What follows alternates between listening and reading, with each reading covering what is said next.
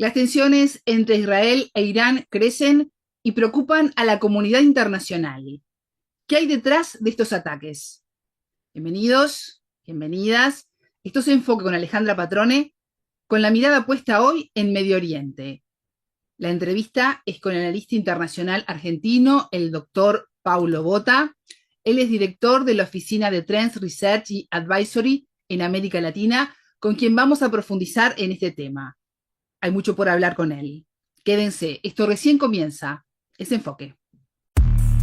Enfoque. Geopolítica, investigación, relaciones internacionales. Enfoque. Una mirada profunda y decolonial a los hechos más importantes de nuestra historia.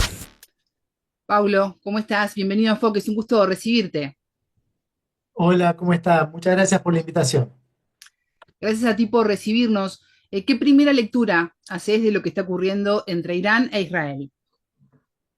Bueno, podemos hacer varias lecturas. Yo diría que desde un punto de vista más general, eh, encontramos de nuevo una oposición, o más bien diría una falta de complementariedad entre los objetivos que se señalan y lo que realmente podrá conseguirse. Me explico de manera más concreta. Sí. Si cuando analizábamos el conflicto de Gaza decíamos que una contradicción era que derrotar militarmente a Hamas y hacer que regresen los rehenes que estaban en manos de este grupo terrorista eran casi objetivos contrapuestos.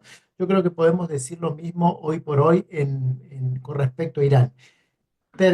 Atacar militarmente el programa nuclear de Irán no necesariamente significa que eso pueda conseguirse desde el punto de vista militar. O para ser más concreto diría, sí, o agregándole algo más, atacar a la red de comando y control de Irán por los asesinatos a los principales líderes del sistema de seguridad y defensa no necesariamente asegura que quienes ocupen su lugar estén más dispuestos a negociar. Por eso digo que en ese sentido casi que yo diría veo una similitud. Lo que se dice que quiere conseguirse a través de los medios militares tal vez pueda significar una ventaja a corto plazo, pero a mediano y largo plazo las consecuencias de los ataques militares no auguran en principio que puedan conseguirse esos objetivos y pueda darse el objetivo de estabilidad. Uh-huh.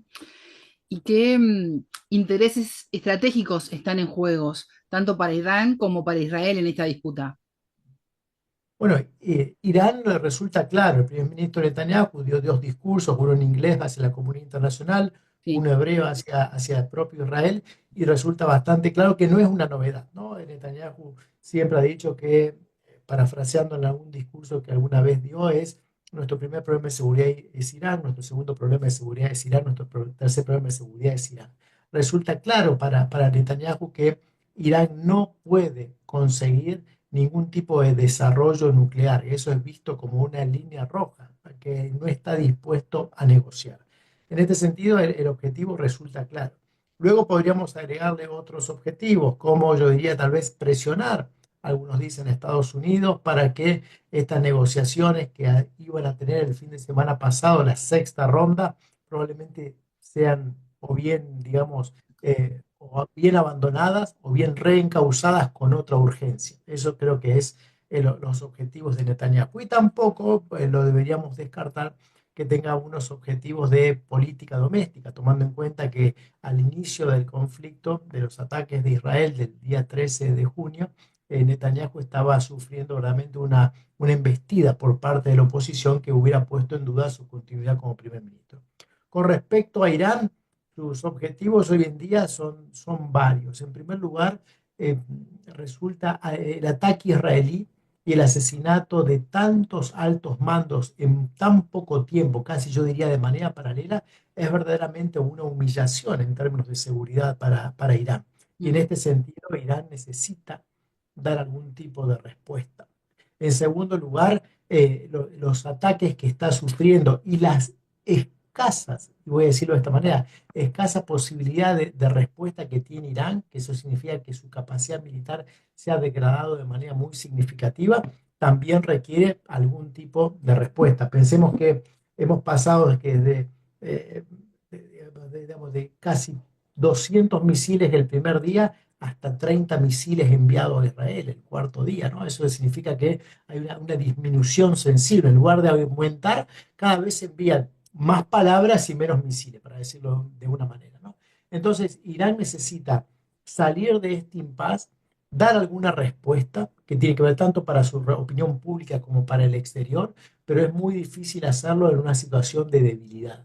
Eh, Creo que lamentablemente por lo que se ve en esta situación, no vemos una solución a corto plazo, porque ambas partes encuentran más incentivos para seguir embarcados en soluciones militares que para sentarse a negociar. Paulo, mencionabas a Estados Unidos y teniendo en cuenta un poco la retórica del presidente Donald Trump contra Irán y su líder supremo Ali Khamenei, ¿es posible la intervención militar estadounidense en este conflicto? Sería muy difícil, entre otras cosas, primero sería muy difícil de venderlo, utilizar esa palabra para la opinión pública norteamericana. Recordemos que el presidente Trump hizo campaña diciendo, yo voy a traer la paz a las guerras, no voy a generar nuevas guerras. En hace poco más de un mes, cuando visitó Arabia Saudita, dijo, mis opositores son los que creían por el cambio de régimen a través de la fuerza y llevaron destrucción, yo no quiero nada de eso. Entonces sería un cambio muy fuerte en su discurso y que afectaría básicamente también a su base electoral. En este sentido lo veo difícil, ¿no? La hipótesis, o mejor dicho, la política de Trump es no vamos a seguir con la guerra en Ucrania. Hay que presionar para que se termine el conflicto en Gaza. Ahora, iniciar un conflicto sería muy, muy difícil de lograr. Lo que sí vemos es que, sobre todo, y esto a veces parece poco analítico, pero si uno sigue los tweets del presidente Trump, cada vez son más duros, ¿no? Hace pocas horas acaba de decir rendición incondicional, ¿no? Ya no hay poco espacio para la negociación en Irán. Y en este sentido, parece que Netanyahu ha logrado lo que se creía que era imposible, que era vuelva a haber una buena coordinación entre Netanyahu y Trump, que desde el mes de febrero, de la visita última de Netanyahu a Estados Unidos, había habido, diríamos, ciertos cortocircuitos, porque mientras Trump decía que tenía que seguir apostándose por la negociación, Netanyahu decía no, no hay lugar para la negociación. Algunos dicen esto es una especie de policía bueno, policía malo, pero el objetivo es el mismo. Otros dicen en realidad han logrado ahora reacomodarse.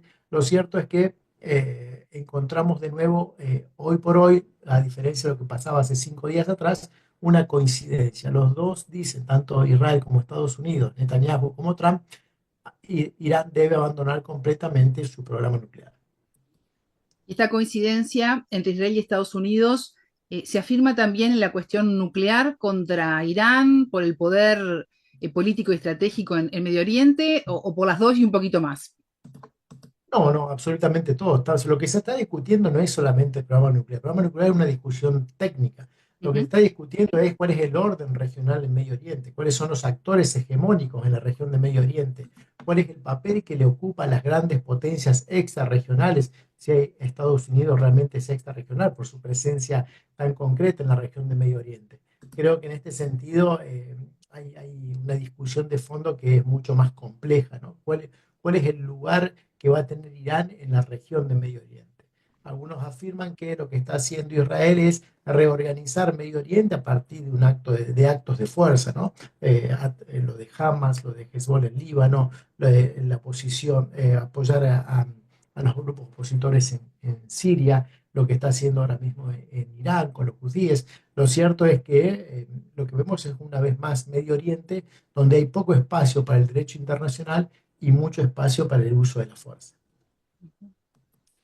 En ese escenario que estás describiendo, ¿qué rol juegan China y Rusia en este tablero geopolítico? Eh, Papeles menores. ¿Sí? Resulta claro que China es un estado que, como todas las grandes potencias comerciales, necesitan de estabilidad.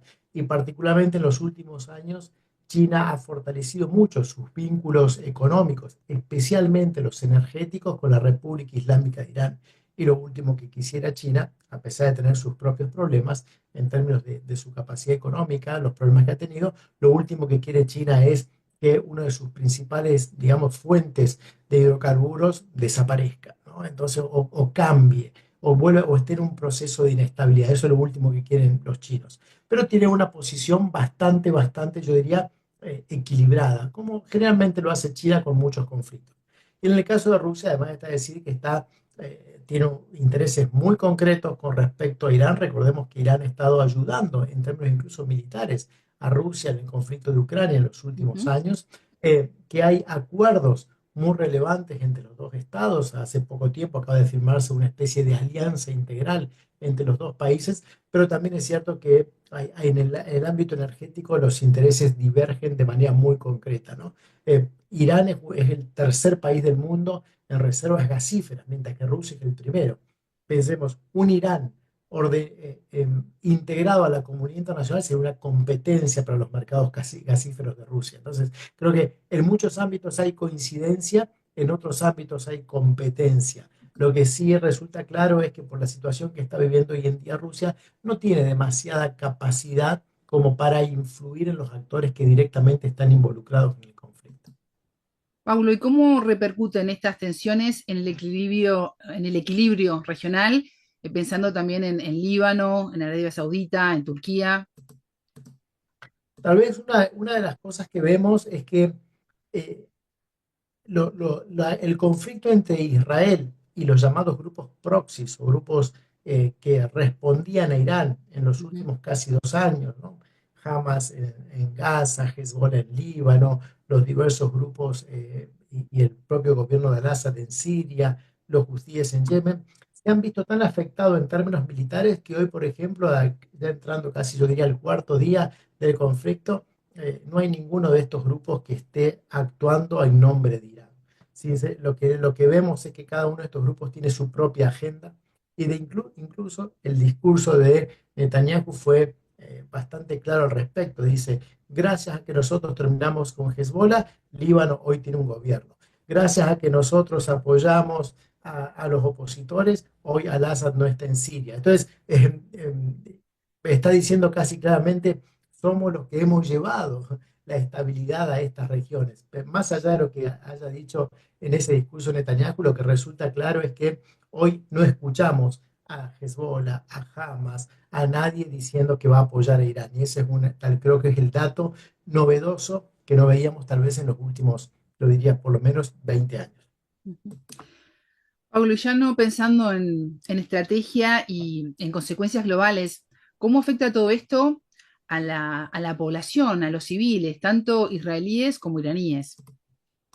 Como en todos los conflictos y mucho más en conflictos urbanos, los civiles son realmente los que llevan la peor parte, no solamente porque sus vidas corren peligro, pueden resultar heridos o muertos, su infraestructura, sus casas destruidas, sino porque su vida se ve absolutamente trastocada. ¿No?